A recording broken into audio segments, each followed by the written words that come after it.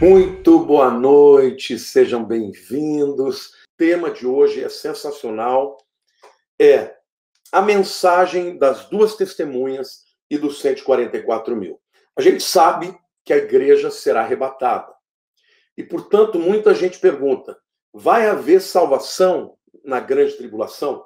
Vai haver milhares e milhões de pessoas se convertendo. Mas, pastor, o Espírito Santo não vai ter sido tirado? Não, quem vai ser retirado é a igreja. Detalhe aqui para vocês, gente. O arrebatamento está no livro de Apocalipse, no capítulo 4, versículo 1.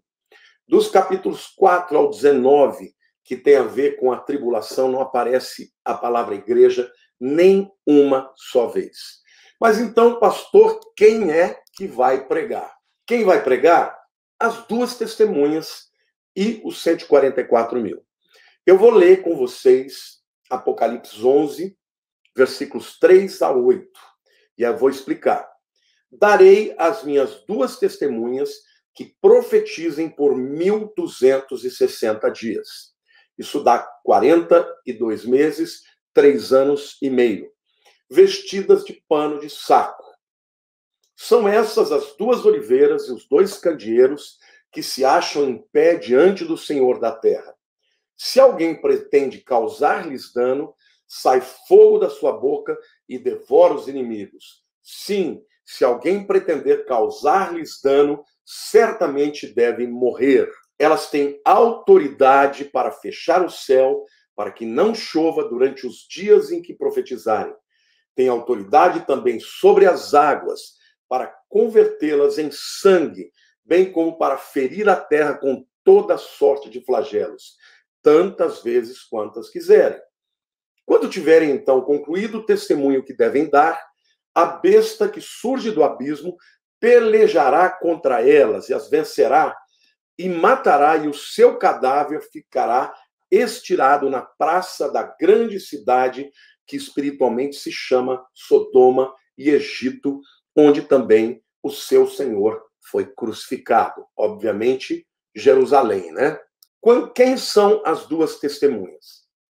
Alguns acreditam que seja Enoque e Elias, porque foram as duas personagens que foram arrebatados sem morrer. E os que defendem Enoque e Elias dizem o seguinte, Hebreus 9, 27 diz que ao homem está ordenado morrer uma só vez, vindo depois disso o juízo. Eu, pessoalmente, não compactuo desta visão. Para mim, as duas testemunhas são Moisés e Elias. Por quê, queridos? Primeiro, porque Enoque não foi uma figura proeminente para o povo de Israel. Tá? Quando Enoque viveu, nem existia Israel. Então, Enoque não é uma figura importante. E como essas duas testemunhas vêm para pregar que Jesus, que Yeshua é o Mashiach, é o Messias, é muito mais provável que sejam dois profetas de grande peso para Israel. E esses dois nada mais são do que Moisés e Elias. Outra coisa importante também dizer, essas duas testemunhas, elas vão manifestar alguns poderes na grande tribulação, que foi exatamente o que Moisés e Elias fizeram. Por exemplo, quem é que transformou a água em sangue lá no Nilo? Foi Moisés, não é isso? Quem é que fez as demais pragas? Moisés também. E as testemunhas terão esse poder para mudar a água em sangue e lançar pragas contra os seus inimigos. Então, um deles é Moisés. Além disso, é importante a gente se lembrar que Elias, ele fez parar de chover 3 anos e meio. E essas testemunhas também vão declarar que não choverá por 3 anos e meio. Gente, está se repetindo o ministério de Moisés e de Elias. Então, eles vêm para pregar que Jesus é o Messias, que as pessoas estão crendo no Messias errado, né? Porque o povo de Israel vai primeiro crer no falso Messias, que é o anticristo, porque ele que vai assinar o acordo de paz e vai permitir que o terceiro templo seja construído. Os judeus dizem que o Messias é aquele que vai fazer o templo ser reconstruído e é ele que vai provocar a paz no mundo. Então, pronto, eles vão acreditar no anticristo. Só que na metade da tribulação vai romper a aliança entre eles e aí eles vão ser perseguidos e aí eles crerão na palavra das duas testemunhas, tá bom, gente? Mas vamos pensar um pouco agora aqui na mensagem. O que Moisés pregou quando Deus o usou para fazer as pragas? Faraó, que se achava um Deus, não permitia que o povo de Israel fosse liberto para ir adorar a Deus. Então, Moisés, para cada praga que Deus estabeleceu através dele, Moisés estava provando a superioridade do Deus de Israel em relação aos deuses do Egito. Para cada uma das pragas, era um deus do Egito que estava sendo envergonhado. Portanto, gente, a mensagem de Moisés, uma das duas testemunhas, na grande tribulação, será o quê? Que o anticristo não é o Messias, que não é o verdadeiro Deus, que o único Deus verdadeiro é o Deus de Israel e que o Messias é Jesus Cristo, o nosso Senhor. Então, e eles terão poder, né? E Moisés vai estabelecer pragas durante a grande tribulação.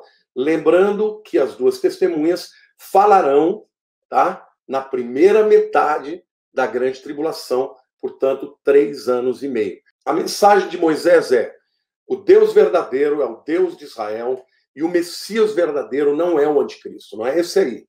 Esse é o do mal, esse é o filho de Satanás, o filho da perdição. Vai ser uma mensagem profética, uma mensagem dura, assim como Moisés falou duramente com o faraó. Mas e Elias, gente? Qual que era a mensagem de Elias no tempo em que ele profetizou? Ele vivia num tempo em que Israel estava muito influenciada pela cultura dos fenícios. Jezabel, a rainha que casou com Acabe, né, o israelense, vamos dizer assim, aquele que era judeu, não era nem judeu, né, ele era israelense mesmo, um israelita. Ela era uma princesa fenícia e na Fenícia se adorava Baal. Baal era o deus da fertilidade.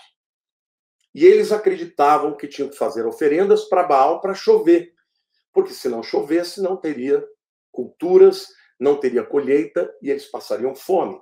Então, Baal, na visão deles, era o deus da prosperidade. Foi por causa disso que Elias chegou e falou: o quê? Vocês estão dizendo que a chuva é Baal que manda? Vocês estão dizendo que toda a colheita precisa de adorar Baal, que Baal é o Deus da prosperidade? Então eu vou dizer uma coisa para vocês. Segundo a minha palavra, assim diz o Senhor, não vai chover por 3 anos e meio. Então a palavra de Elias foi de juízo. E ele declarou que não haveria chuva por 3 anos e meio. Quando foi chegando o final desse período de 3 anos e meio, Elias vai para o Monte Carmelo e faz um desafio. Manda convocar todo o povo e diz assim: vocês que são profetas de Baal, vocês que são profetas de Azerá. Azerá, segundo a tradição fenícia, era esposa de Baal. Então vocês vão fazer o seguinte: faz o altar de vocês, eu faço o meu.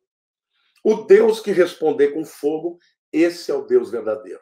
E vocês conhecem a história, sabem que os adoradores de Baal e Azerá, né, ou Azera, somavam 850 profetas, passaram a tarde inteira, a manhã e a tarde, se flagelando, berrando, gritando: Baal, Baal, manda fogo. E nada. E nada. E, de repente, Elias começa a brincar. E aí, ele está dormindo? Será que ele foi viajar? Ele não vai responder? E aí, então, ele constrói um altar com 12 pedras, representando as 12 tribos de Israel, faz um sulco em volta, derrama água, joga bastante água para dificultar, bota o sacrifício e, quando ele clama, desce fogo do céu e queima o altar, pulveriza toda a água ao sacrifício e o povo começou a gritar: só o Senhor é Deus, só Yahvé é Deus. E ali eles perceberam que Baal não existia. Ele sai dali e ele vai diretamente e mata sozinho os 850 profetas de Baal e Aserá. Então a mensagem de Elias também é: só há um Deus verdadeiro, que é o Deus de Israel. E a mensagem de Elias, que estará sendo pregada na grande tribulação, de novo. Olha o Marcelo Souza aí, pastor, além das testemunhas dos 144 mil, também tem o anjo de Apocalipse 14:6, que vai proclamar o evangelho. Agora, a mensagem que será pregada pelas duas testemunhas, gente, é uma mensagem de juízo. Eles profetizarão claramente que quem não se converter vai estar debaixo do juízo. Por quê? Porque o anticristo será derrotado no final do período da tribulação. Então, tanto os 144 mil, eu vou falar depois um pouco sobre os 144 mil, mas tanto as duas testemunhas quanto os 144 mil pregarão uma mensagem de juízo, mas primeiro uma mensagem de oportunidade. Porque vão pregar para que o povo se arrependa. Moisés deu a chance para que Faraó se arrependesse e o coração dele endureceu. Elias deu chance para que o povo se arrependesse e muitos se arrependeram e clamaram: só o Senhor é Deus. Então, eu não tenho dúvida de que a mensagem profética das duas testemunhas é: Yeshua é o Messias. O anticristo é o falso Cristo. Ele não vem de Deus, ele é filho de Satanás. E, além disso, eles pregarão e profetizarão o juízo para aqueles que não se converterem. A gente sabe que milhões de pessoas se converterão, mas sabe também que muitas pessoas não se converterão. Eu quero fazer uma diferença clara, tá? Do momento em que nós estamos vivendo, pregando, e o momento da grande tribulação. Como que é a mensagem que a gente prega hoje? A mensagem da graça. Você prega: olha, se você crê em Jesus, teu nome vai ser escrito no livro da vida e você vai estar com Deus para sempre. Não é? A nossa mensagem hoje é de esperança, é de oportunidade. Nesse tempo da grande tribulação, não vai ser mensagem de graça, não. Vai ser mensagem de juízo. Vai ser uma mensagem assim: juízo virá. Se vocês não se arrependerem, vocês vão se dar mal. Mas se vocês se arrependerem, Deus estará dando a vocês a oportunidade de serem salvos e livres da ira de Deus. Ainda que tenham que morrer, muitos deles vão morrer por causa do anticristo. Tá bom? Bom, vamos lá agora então para a mensagem dos 144 mil. Os 144 mil, gente, são muito mal interpretados. Os testemunhas de Jeová acreditam que é o número de pessoas que vão ser salvas, não tem nada a ver. Esses 144 mil são pessoas, judeus, que se converterão na grande tribulação e se tornarão também testemunhas. Eu vou ler para vocês lá em Apocalipse 7, versos 4 a 8. Então ouvi o número dos que foram selados, que era 144 mil, de todas as tribos dos filhos de Israel. De todas as tribos dos filhos de Israel. São judeus. Da tribo de Judá foram selados 12 mil, da tribo de Ruben, 12 mil, da tribo de Gade, 12 mil, da tribo de Azer, 12 mil, da tribo de Naftali, 12 mil, e daí por diante, gente. São 12 tribos vezes 12 mil, 144 mil. Lá em Apocalipse, capítulo 14, versos 1 a 15, estes 144 mil já terminaram a sua pregação. E aí eles comparecem perante Deus, perante o Senhor, perante o Cordeiro, no Monte Sião. Mas não no Monte Sião do mundo físico, que fica lá em Jerusalém. Nos céus. Vamos ler lá Apocalipse 14, de 1 a 15. Olhei e eis o Cordeiro em pé sobre o Monte Sião, e com ele 144 mil, tendo na fronte escrito o seu nome e o nome do seu pai. Ouvi uma voz do céu, como voz de muitas águas, como voz de grande trovão. Também a voz que ouvi era como de arpistas que tangem a sua harpa. Entoavam um novo cântico diante do trono. diante dos 4 seres viventes e dos anciãos. E ninguém pôde aprender o cântico, senão os 144.000 que foram comprados da terra. Então vejam, 144.000 aqui já estão nos céus. Tá? São estes os que não se macularam com mulheres, são virgens, são jovens que nunca tiveram uma relação sexual, porque são castos. São eles os seguidores do Cordeiro, por onde quer que vá. São os que foram redimidos dentre os homens, primícias para Deus e para o Cordeiro, e não se achou mentira na sua boca e não tem mácula. Olhem que interessante, eles são primícias do quê? Os primeiros judeus a se converterem.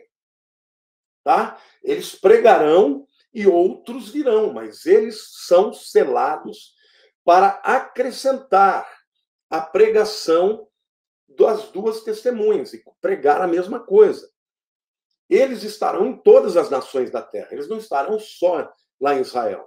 Eles serão judeus, jovens, castos, que nunca tiveram uma relação com mulheres, que serão selados para pregar o evangelho.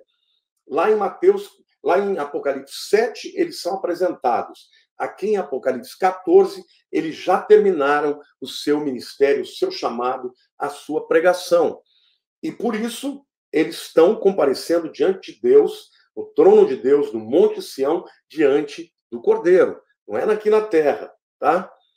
E eles são selados e eles são primícias para Deus, porque virão muitos outros judeus que se converterão pela mensagem das 2 testemunhas, como também a mensagem dos 144.000. Então, gente, o que eu vejo de interessante aqui é a mudança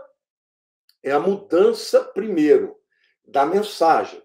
Hoje a mensagem de vem para Jesus, entrega a vida para Jesus, você não tem que fazer mais nada, só crer. Porque hoje quem crê está salvo, né? E vai ser arrebatado. Naquele tempo, não. Naquele tempo, eles vão ter que crer e vão ter que resistir.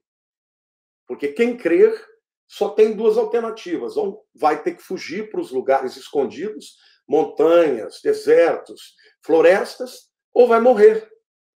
Então, a escolha não vai ser tão fácil como é hoje, gente. Hoje a nossa escolha é: vem para Jesus, entrega a tua vida para Jesus, que está tudo certo. Você vai ser salvo. E se morrer agora, está na presença de Deus. Naquele tempo, não. As pessoas saberão que fazer essa escolha significa enfrentar o anticristo, enfrentar o sistema da besta, o governo único, a moeda única, a marca da besta. Significa ser impossível de viver em sociedade. Então, as pessoas terão a oportunidade de se converter, porém, vão pagar um preço, gente. Mas a mensagem, tanto das 2 testemunhas quanto dos 144.000, será: quem não se arrepender, ainda no final desse período da tribulação, virá juízo. O Senhor vai destruir os inimigos do Senhor. Ou você se converte, ou você vai morrer e vai para o inferno. E vai estar junto com Satanás. Essa é a mensagem deles de juízo. E as 2 testemunhas ainda terão muito poder e milagres. Não vão profetizar, não vai chover 3 anos e meio. Você já tem ideia do que é isso? Não chover 3 anos e meio no mundo? Caos vai acontecer, gente. O caos vai acontecer. E além disso, eles vão ter poder para jogar pragas, para transformar rios em sangue. Vai ser simplesmente algo extraordinário. Por isso que eu digo que o teor da mensagem que nós temos hoje é de pura graça. Jesus morreu pelos meus pecados. Se eu crer nele, eu estou salvo. Efésios 2, 8 e 9. Pela graça sois salvos, mediante a fé. Isso não vem de vós, é dom de Deus, não de obras para que ninguém se glorie. Na grande tribulação, as pessoas continuarão sendo salvas pela graça e pela fé. Contudo, terá um preço altíssimo a ser pago. Amo vocês, um beijo para todo mundo.